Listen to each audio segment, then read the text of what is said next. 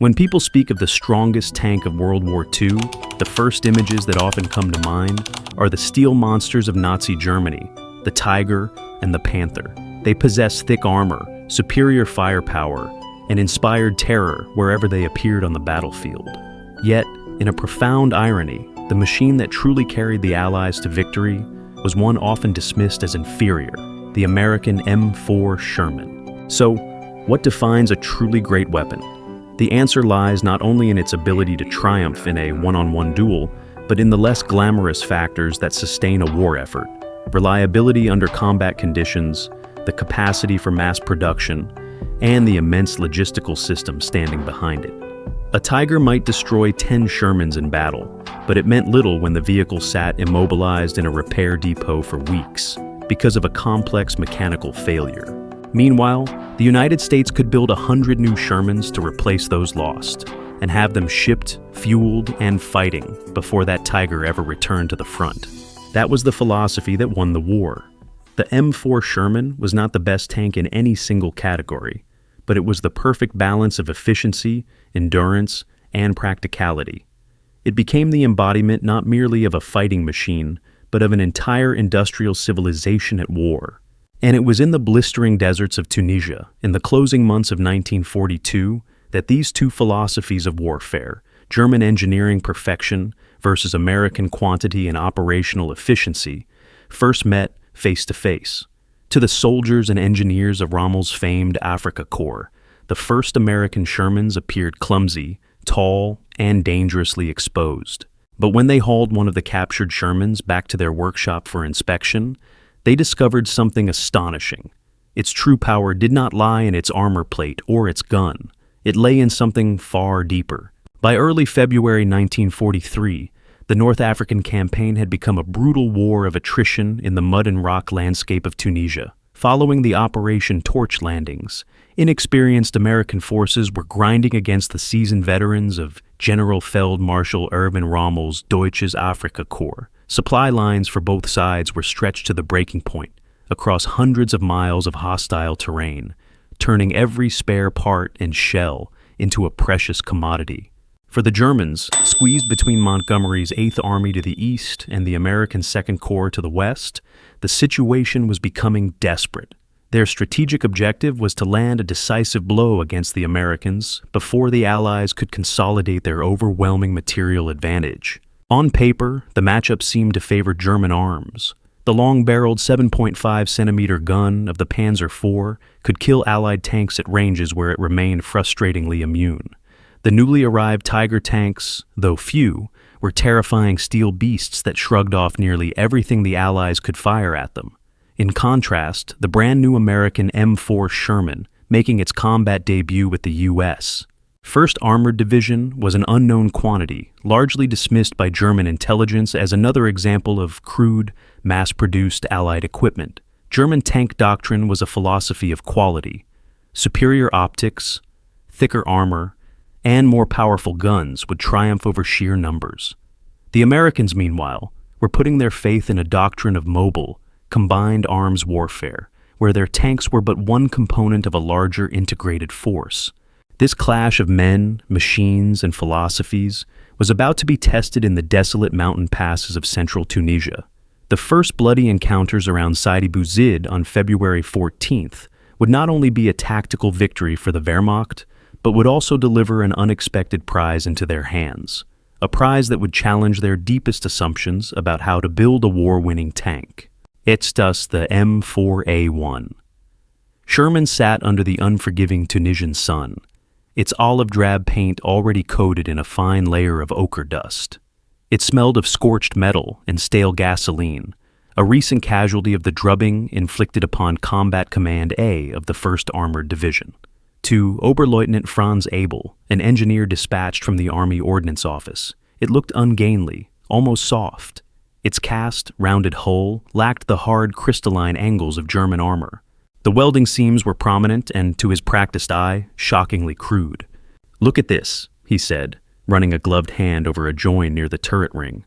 A factory worker in Detroit probably did this on his lunch break.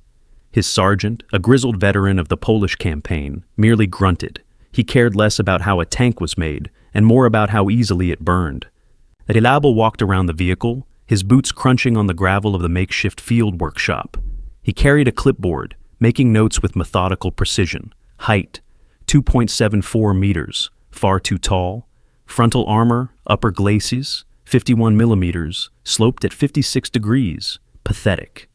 A Panzer IV's KWK-40 cannon could punch through that from well over 1,000 meters. German tanks were built like fortress walls, each plate interlocked and welded with exacting care. The American machine looked assembled, not forged. It was a testament to quantity, a disposable tool for a nation that could afford to waste thousands of them. His team set to work, prying open hatches and crawling into the belly of the beast. The initial reports from the frontline troops had been dismissive.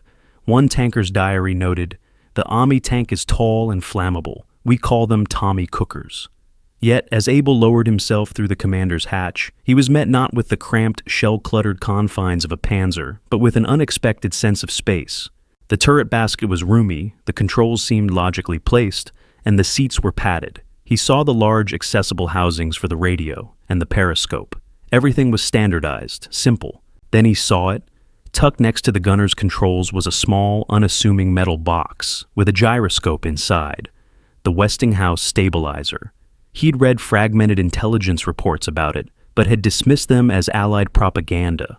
The device was designed to allow the 75mm main gun to stay relatively level while the tank was moving. The concept wasn't novel, but no one had managed to field a reliable system. It was an audacious piece of engineering, more suited to a naval vessel than a ground combat vehicle. Firing on the move was a fool's errand, a waste of ammunition. Or was it? Abel stared at the stabilizer, a seed of doubt planted in his professional certainty. This tank was not what it seemed. Its armor was mediocre, and its gun adequate at best, but its design hinted at a different tactical philosophy, one his own superiors had perhaps dangerously underestimated. The workshop buzzed with the methodical sounds of disassembly. Wrenches clanked against steel, and German curses mingled with the gritty scrape of sand being swept from the floor.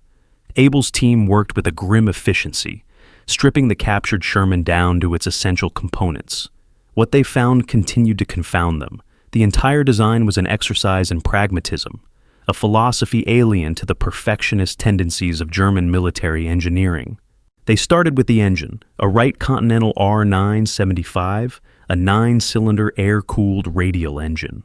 It was an aircraft engine, hastily adapted for a tank. Abel's initial reaction was scorn. Air-cooled engines were notoriously loud and presented a large thermal signature. But as his mechanics unbolted the rear armor plate, they stared in disbelief. The entire power pack, engine, clutch, and transmission, was designed as a single unit. Large hatches and a simple mounting system meant it could be winched out and replaced in the field in a matter of hours. A transmission swap on a Panther, by contrast, was a nightmare that could take a maintenance company the better part of a day, even in a dedicated workshop. The Sherman was built to fight, break, be fixed, and fight again. All in the same week. A junior mechanic, his face smeared with grease, called Abel over. "Oberleutnant, you must see this." He pointed to the turret drive. It was a simple, robust electro-hydraulic system, allowing the 75-ton turret to complete a full 360-degree traverse in roughly 15 seconds. A Panzer IV's manual traverse was significantly slower, a life-or-death disadvantage in a close-quarters knife fight. Every design choice pointed to the same conclusion. The Americans hadn't prioritized the single knockout punch. They had prioritized speed, responsiveness, and availability. This emerging picture was given bloody context by the after-action reports trickling in from the Kasserine Pass. One Panzer commander's account was particularly illuminating. His platoon of 3 Panzer IVs had ambushed a column of 5 Shermans. They knocked out the lead tank with their first volley from 900 meters, but the American response was unnervingly fast. Instead of reversing into cover, the remaining Shermans fanned out, firing as they moved. Their shots were wildly inaccurate, but the sheer volume of high-explosive shells kicking up dust and shrapnel forced the German gunners to duck and lose sight of their targets. "It was not a duel, it was a brawl," the commander wrote. "They used their guns like fire hoses while they closed the distance. In the chaos, an unseen American M10 tank destroyer, exploiting the distraction, slipped onto their flank and brewed up one of the Panzers. The others were forced to withdraw. Abel read the report, the Westinghouse gyro stabilizer flashing in his mind. The Americans weren't trying to hit anything on the move. They were using suppressive fire to win time to maneuver, to flank, to bring their superior numbers and integrated combined arms tactics to bear. The stabilizer gave them that capability. It was an instrument not of precision, but of chaos. His men managed to get the captured Sherman running. Abel stood on the engine deck as a driver cautiously navigated it over the rutted terrain.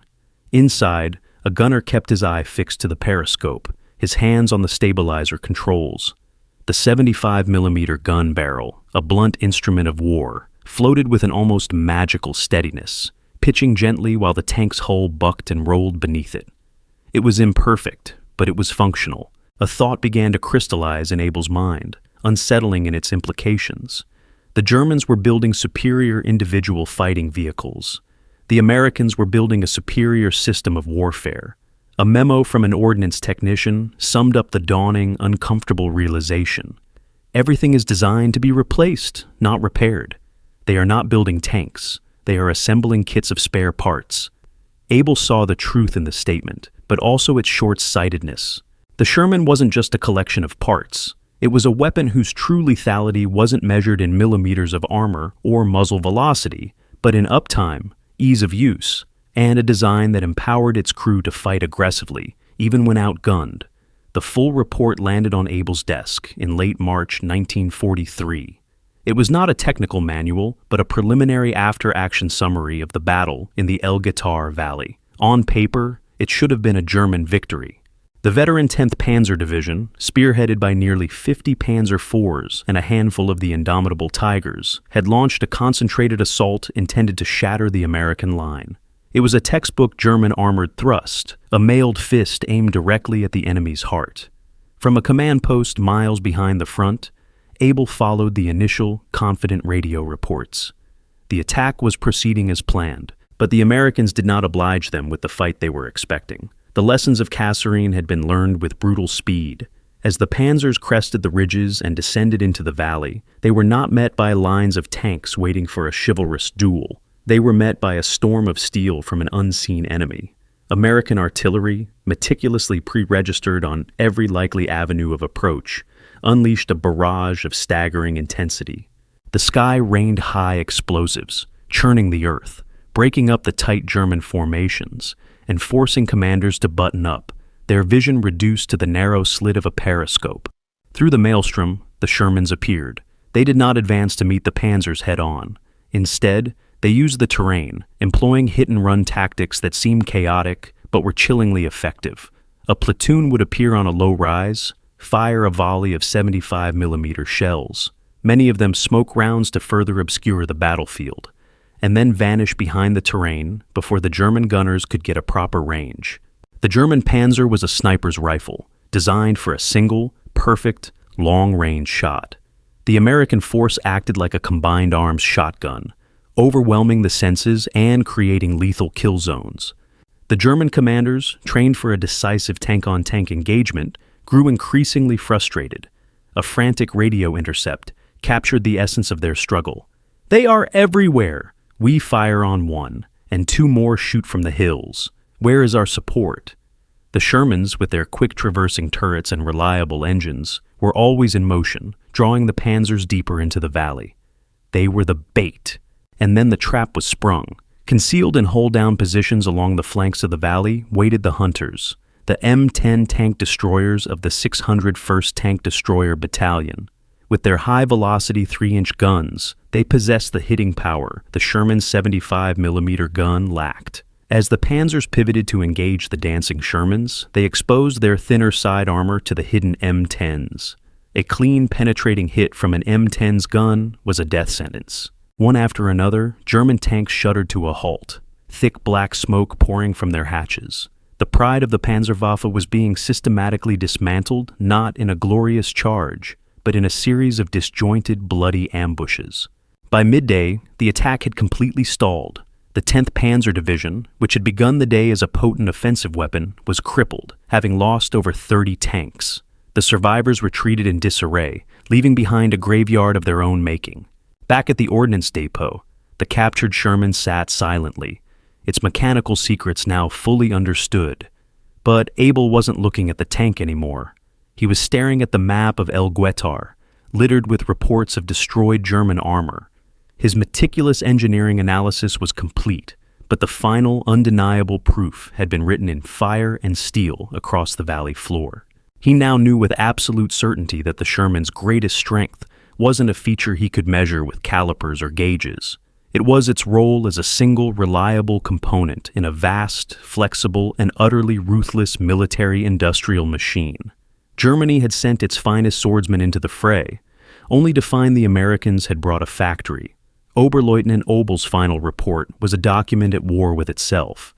He compiled it in a quiet office far from the front, the scent of ink and paper replacing that of dust and cordite. Duty compelled him to list the M4 Sherman's myriad flaws with cold engineering precision. The armor was wholly inadequate against the 7.5-centimeter KWK-40 and laughable against the Tiger's 8.8-centimeter gun. The high profile was a standing invitation to any competent gunner. The use of a gasoline engine and stored ammunition layout contributed to its deservedly terrifying reputation for burning when hit. By every metric the Wehrmacht used to define a superior fighting vehicle, the Sherman was a failure. Yet this was only half the truth. The other half was harder to articulate, a conclusion that ran contrary to the entire ethos of German weapon design. Abel dedicated pages to the Sherman's soft characteristics. He detailed its astonishing mechanical reliability, citing an estimated operational readiness rate that likely exceeded 90%. A figure German panzer divisions, plagued by their complex and over-engineered machines, could only dream of. He described the elegant simplicity of its mass production, the interchangeability of its parts, and the doctrine of field replacement that kept the maximum number of tanks in the fight at all times. The Panther was a masterpiece of engineering, but it was a fragile one. The Sherman was a simple tool, but it was an unbreakable one. He wrote about the crew-focused design, the spacious turret, the intuitive controls, the revolutionary gun stabilizer. While the stabilizer does not permit accurate fire on the move, he wrote, it enables the crew to lay the gun on target far more rapidly upon halting, a critical advantage in the fluid, short-range engagements favored by the Americans. It allows their crews to fight with a confidence and aggression that our own training must struggle to instill. His report, along with others like it, made its way up the chain of command to the Heereswaffenamt in Berlin. It was read, filed, and largely ignored. The findings were too uncomfortable, the implications too vast. Germany was already committed, industrially and ideologically, to the path of technological supremacy. The Panther, with its superb gun and sloped armor, was entering production. The Tiger II was on the drawing board. These were the weapons that would win the war, weapons fit for the superior German soldier. A high-ranking ordnance general, after reviewing a summary of the American design philosophy, was said to have remarked, "Reliability is a concern for the quartermaster, not the warrior. Our focus must remain on lethality and survivability at any cost." This single sentence captured the fatal flaw in their logic. The German high command saw the Sherman strengths as mere logistical conveniences, failing to grasp that in a grinding global war of attrition, logistics was the primary form of strategy. They failed to understand that a tank sitting in a workshop with a broken transmission is no better than a pile of scrap, no matter how thick its armor. The legacy was written across the battlefields of Europe for the next 2 years. The Shermans came in a relentless, seemingly endless tide. They were burned, battered, and blown apart in horrifying numbers. But there were always more. For every peerless Tiger that chewed up a dozen Shermans before succumbing to a mechanical failure or a swarm of fighter bombers, 100 more Shermans rolled off the ships in Normandy. Franz Abel's analysis had been correct. The M4 Sherman's ultimate strength was not found in its steel, its gun, or its engine. Its strength was its existence as the physical embodiment of a national philosophy, one that understood that the great conflicts of the modern age would be won not by the perfect weapon, but by the relentless and overwhelming application of industrial power.